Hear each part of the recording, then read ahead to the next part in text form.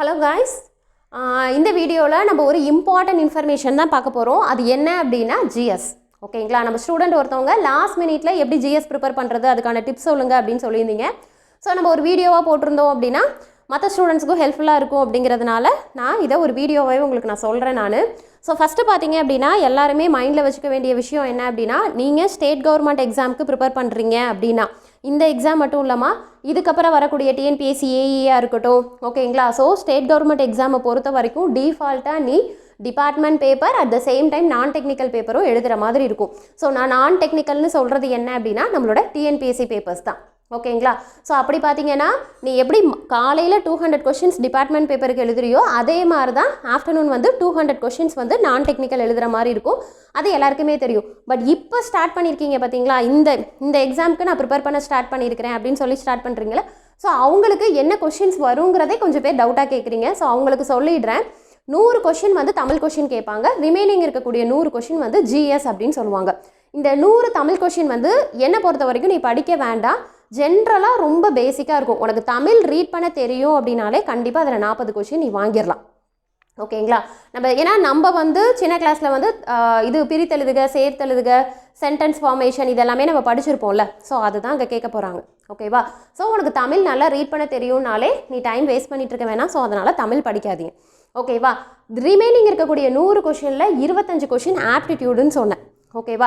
இந்த ஆப்டிடியூட் பார்த்தீங்கன்னா ஆக்சுவலாக நமக்கும் செப்பரேட்டாக ஆப்டிடியூட் சேனல் இருக்குது. பட் நான் இதில் இம்பார்ட்டன்ஸாக, அதாவது நம்ம டிபார்ட்மெண்ட் பேப்பரில் கான்சன்ட்ரேட் பண்ணுறதுனால நான் அதில் வந்து என்ன அப்படின்னா இப்போ அதில் வீடியோஸ் போடல. ஆனால் முன்னாடிலாம் பார்த்தீங்கன்னா ப்ரீவியஸ் இயர் கொஷின்ஸ் எடுத்து நான் எக்ஸ்பிளைன் பண்ணியிருப்பேன் ஆப்டிடியூட் சேனல். அதையுமே நான் உங்களுக்கு கீழே ஷேர் பண்ணுறேன்.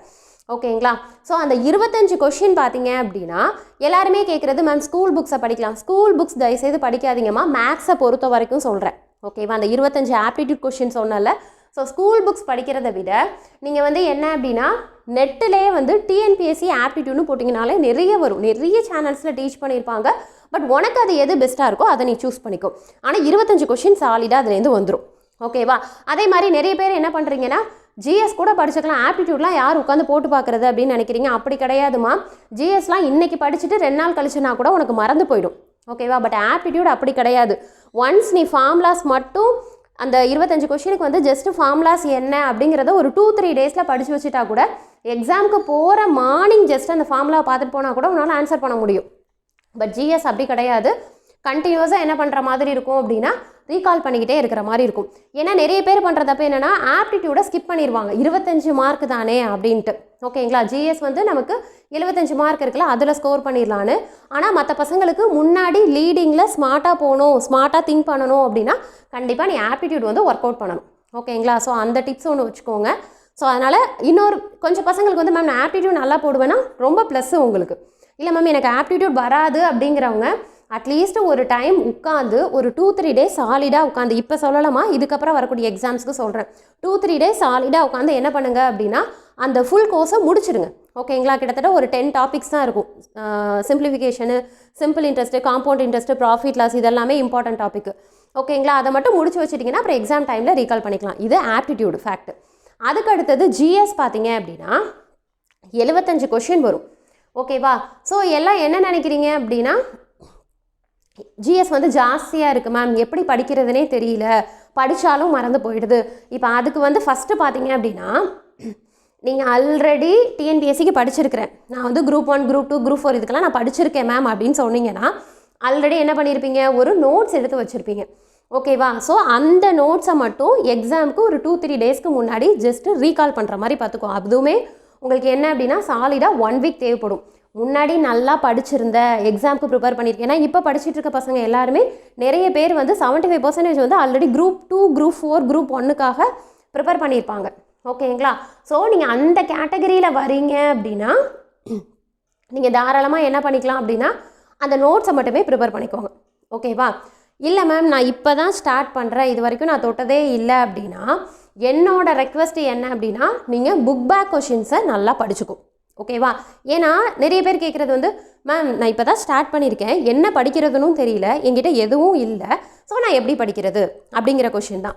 ஸோ அப்படி பார்த்தீங்கன்னா நீங்கள் போய் புக்ஸை வாங்கிட்டு ஸோ அந்த வேலையெல்லாம் வேண்டாம். நீட்டாக என்ன அப்படின்னா கைடு, நம்ம படிக்கும்போது ஸ்கூல் டேஸில் கைடு வச்சு படிச்சிருப்போம் தெரியுங்களா, சயின்ஸு, சோஷியல் சயின்ஸுக்கெலாம். ஸோ ஜஸ்ட்டு அந்த கைடு வந்து உங்களுக்கு நெட்டில் போட்டாலே வரும். ஈவன் நான் வந்து பார்த்தீங்கன்னா சுறா கைடு அப்படிங்கிற மாதிரிலாம் சர்ச் பண்ணியிருக்கேன். சுறா கைடு ரொம்பவே நல்லாயிருக்கும். ஓகேவா? ஸோ அப்போ நீ என்ன பண்ணுங்க அப்படின்னா ஜஸ்ட்டு சுறா guide 12th social science 10th social science அப்படின்னு போட்டிங்கனாலே அந்த கைடு அப்படியே ஃபுல்லாக வந்துடும். ஓகேங்களா? நீங்கள் என்ன பண்ணுங்கள் அப்படின்னா புக் பேக் எதுக்கு மேம் பர்டிகுலராக கைடை படிக்க சொல்கிறீங்க அப்படின்னா நல்லா தெரிஞ்சுக்கோங்க. நம்மளோட டார்கெட் வந்து என்ன, ஜிஎஸை பொறுத்த வரைக்கும் என்ன படிக்கணும், புக்கு ஃபுல்லாக தான் படிக்கணும். நீ மற்ற அகாடமிஸில் போனாலுமே அந்த புக்கை தான் கட் காப்பி பேஸ்ட் பண்ணி உங்களுக்கு கொடுப்பாங்க. ஓகேவா? ஸோ அப்போ நீ என்ன பண்ணணும்னா எந்த லெசன் எடுத்தாலும் புக்கு ஃபுல்லாக தான் படிக்கணும். அந்த புக்கில் 5 pages இருக்குன்னா 5 pagesம் நம்ம இம்பார்ட்டன்ட்னு சொல்ல முடியாது. ஸோ என்ன பண்ணியிருப்பாங்கன்னா கதையெல்லாம் இன்க்ளூட் பண்ணியிருப்பாங்க. ஸோ அதெல்லாம் படித்து டைம் வேஸ்ட் பண்ணுறதுக்கு கைடில் என்ன பண்ணியிருப்பாங்கன்னா filling the blanks, objective type, statement, true or false, 1 mark question, 2 mark question, 5 mark question, நம்ம ஸ்கூல் புக்குக்கு பின்னாடி புக் பேக் கொஷின்ஸ் இருக்குமா. ஸோ அந்த கொஷின்ஸை படிச்சுட்டேன் அப்படின்னாலே 70% புக்குக்கு உள்ளே இருக்கக்கூடிய இம்பார்ட்டன்ட் கொஷின்ஸ் எல்லாமே புக் பேக் கொஷின்ஸில் கவர் ஆகிடும்.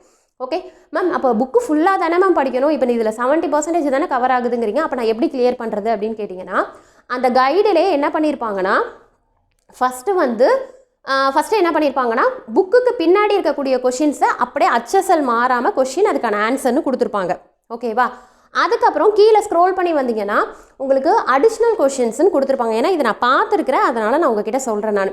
ஸோ கீழே பார்த்தீங்கன்னா அடிஷ்னல் கொஷின்ஸ், அதாவது புக் பேக்கில் இருக்கக்கூடிய எக்ஸ்ட்ரா கொஷின்ஸை உங்களுக்கு கீழே கொடுத்துருப்பாங்க அடிஷ்னல் கொஷின்ஸாக. ஸோ அதை நீ படிச்சுட்ட அப்படின்னா 100% புக்கில் இருக்கக்கூடிய கொஷின்ஸ் அப்படியே கவர் ஆகிடும். ஓகேவா? ஸோ அதனால் இது வரைக்கும் ஜிஎஸ் படிக்கலை, டிபார்ட்மெண்ட் பேப்பர் நல்லா முடிச்சிட்டேன், இல்லை 70% முடிச்சிருக்கேன்னாலும் இனிமேவாது டெய்லி ஒரு 1 hour 2 hours எடுத்து என்ன பண்ணுங்க அப்படின்னா பர்டிகுலராக ஜிஎஸ்.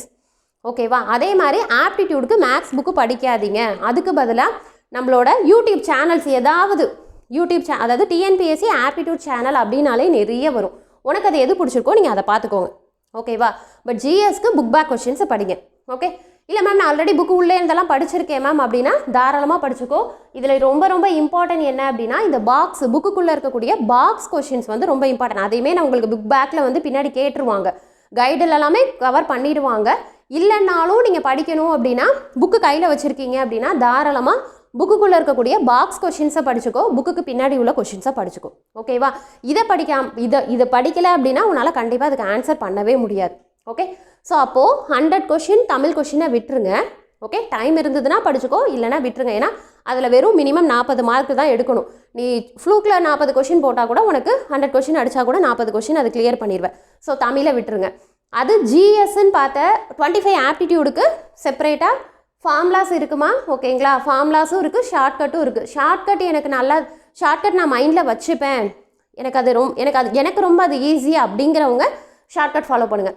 இல்லை மேம் அது எனக்கு லாஸ்ட் மினிட்ல குழப்பிடும் மேம் அப்படின்னா தாராளமாக அந்த ஃபார்முலா மட்டும் பார்த்துட்டு போ. ஏன் அப்படின்னா நம்மளோட லக்குக்கு ஆப்டிடியூட் ரொம்ப ஈஸியாக கூட கேட்பாங்க. சம் வேல்யூஸ் கொடுத்து சிம்பிள் இன்ட்ரெஸ்டோட வேல்யூ என்னன்னு கேட்பாங்க. அப்போ உனக்கு என்ன தெரியணும், PNR / 100ங்கிற ஃபார்முலா மட்டும் தெரிஞ்சால் போதும், வேல்யூவை சப்ஸ்டியூட் பண்ணி ஆன்சர் போட்டுடலாம். ஓகேங்களா? அந்த மாதிரிலாம் கேட்டிருக்காங்க லாஸ்ட் டைம் Group 4. இது இல்லாமல் லாஸ்ட் டைம் Group 2லாம் கொஷின் ரொம்ப ஈஸியாக இருந்துச்சு. ஓகேவா? ஸோ அதனால் என்ன பண்ணுங்கள் அப்படின்னா ஆப்டிடியூடையும் ப்ரிப்பேர் பண்ணுங்கள். ஆப்டிடியூட் 1 hour எடுத்துக்கிட்டீங்க அப்படின்னா ஜிஎஸ் வந்து ஒரு 1.5 hours எடுத்துக்கோங்க. ஓகேங்களா?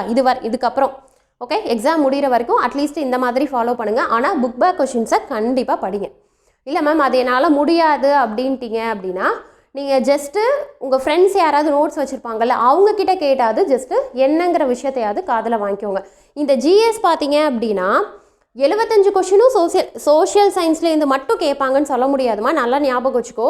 அந்த ஜிஎஸ்குள்ளே என்னென்னலாம் கவர் ஆகும்னா கரண்ட் அஃபேர் இருக்கும். கரண்ட் அஃபேர்ஸு, சயின்ஸு, சோஷியல் சயின்ஸுமே உங்களுக்கு ஒரு 15 கொஷின் 15 to 20 கொஷின் கேட்பாங்க. மேம் அப்போ சயின்ஸ் எப்படி படிக்கிறது அப்படின்னு கேட்டிங்கன்னா ஒட்டு மொத்தத்தில் நீ என்ன பண்ணணும், அந்த 75 மார்க் 75 கொஷின் நல்லா கிளியர் பண்ணணும். ஓகேவா? ஸோ அப்போ அதுக்கு நீங்கள் என்ன பண்ணணும் அப்படின்னா சோஷியல் சயின்ஸை புக் பேக் கொஷின்ஸை படிச்சுக்கோ. சயின்ஸ் வந்து புக் பேக் கொஷின்ஸ்லாம் படிக்கவே முடியாது. சயின்ஸ்லாம் ரொம்ப ஜாஸ்தி இருக்கும். பயாலஜி, சுவாலஜி பயங்கரமாக இருக்கும். அது புக் பேக் கொஷின்ஸ்லாம் படிக்க முடியாது. அதுக்கு பெஸ்ட்டு என்ன தெரியுமா? ஏன்னா சயின்ஸ் ரொம்ப பேசிக்ஸாக கேட்பாங்க. அதாவது எப்படின்னா அமிலம், காரம், ஸோ இந்த மாதிரி, அதே மாதிரி பாக்டீரியா, வைரஸ் இந்த மாதிரி தான் கேட்பாங்க. இதுவுமே நீங்கள் நெட்டில் போட்டிங்கன்னா இம்பார்ட்டன்ட் பாயிண்ட்ஸு இல்லைனா இம்பார்ட்டன்ட் கொஷின்ஸு சயின்ஸ், அதாவது டிஎன்பிஎஸ்சி சயின்ஸ் இம்பார்ட்டன்ட் கொஷின்ஸுன்னு போட்டிங்கன்னா அவங்க என்ன பண்ணியிருப்பாங்கன்னா அப்படியே அந்த இம்பார்ட்டன்ட் கொஷின்ஸ் எடுத்து உங்களுக்கு எக்ஸ்பிளைன் பண்ணியிருப்பாங்க. ஓகேங்களா? ஸோ அதை மட்டும் ஜஸ்ட் பேசிக்ஸ் மட்டும் பார்த்துக்கோ. இப்போ நியூட்டன் லா, ஸோ இந்த மாதிரி. ஓகேங்களா? சயின்ஸ் எல்லாம் உன்னால் புக் பேக் கொஷின்ஸ் படிக்கவே முடியாதுமா. ஓகே, அதே மாதிரி சோஷியல் சயின்ஸில் தான் ஸ்டேட்மெண்ட் கொஷின்லாம் கேட்பாங்க. ஸோ அதனால் இந்த கைடு வச்சு படிக்கிறது உனக்கு ஹெல்ப்ஃபுல்லாக இருக்கும். ஓகேவா? பட் சயின்ஸ்லலாம் ஸ்டேட்மெண்ட் கொஷின்லாம் வராது, ஜென்ரலாக பேசிக் கொஷின் தான் கேட்பாங்க. ஸோ அதுக்குமே நீங்கள் என்ன பண்ணுங்க அப்படின்னா நெட்லேருந்து பார்த்து இம்பார்ட்டன்ஸ் மட்டும் கவர் பண்ணிக்கோங்க. ஓகேவா? அது ஒரு நாள் கூட போதும். ஜஸ்ட் ஒரு நாள் பார்த்தீங்க அப்படின்னா அப்போ அதில் என்னென்ன வரும்? சயின்ஸ் வரும், சோஷியல் சயின்ஸ் வரும், கரண்ட் அஃபேர்ஸ் வரும். ஓகே, கரண்ட் அஃபேர்ஸ் வந்து நீ டெய்லி வந்து என்னது நியூஸ் பேப்பர்ஸில் வந்து பார்க்குற மாதிரி இருக்கும். இது கரண்ட் அஃபேர்ஸ்மே உங்களுக்கு யூடியூப்பில் நிறைய அப்டேட் பண்ணுறாங்க. டே பை டே வந்து என்ன அப்படின்னா திஸ் மந்த் கரண்ட் அஃபேர்ஸ் அப்படிங்கிற மாதிரி போடுவாங்க. ஸோ டைம் இருந்ததுன்னா நீங்கள் அதையும் பார்த்துக்கோங்க. ஓகேங்களா? இதுக்கு மாரி இன்னும் ஷார்ட்டாக என்ன அப்படின்னா, ஷார்ட்டானா நம்ம ஜஸ்ட்டு பார்த்துட்டு போகலாம். ஆனால் வந்து என்ன அப்படின்னா இந்த அளவுக்கு நீங்கள் ப்ரிப்பேர் பண்ணிங்கன்னா தான் ஓரளவு ரெண்டுத்தையும் சேர்த்து உனக்கு கட் ஆஃப் வந்து நல்ல கட் ஆஃபாக கிடைக்கும். ஓகேங்களா? ஸோ அதனால் இப்படியே ஃபாலோ பண்ணிக்கோங்க. ஓகே, இதே மாதிரி வேறு ஏதாவது டவுட் இருக்குது அப்படின்னா தாராளமாக எனக்கு கமெண்ட் பண்ணுங்கள், நான் உங்களுக்கு வீடியோவாக மேக் பண்ணி போடுறேன். Okay, thank you.